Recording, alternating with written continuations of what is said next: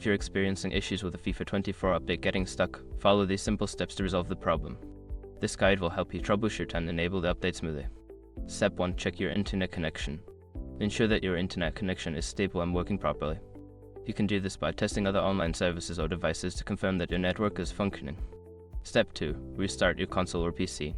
Turn off your gaming console or PC completely and then turn it back on. This can help clear any temporary glitches that might be causing the update to be stuck. Step 3. Clear cache. For consoles, you can clear the cache by unplugging the power cord for a few minutes. For PC, you can clear the cache by navigating to the settings of your game client and finding the option to clear the cache or temporary files. Step 4. Pause and resume the update. If the update is stuck, try pausing it and then resuming it. This can sometimes kickstart the download process and allow it to continue. Step 5. Reinstall the game. If none of the above steps work, consider uninstalling and then reinstalling FIFA 24.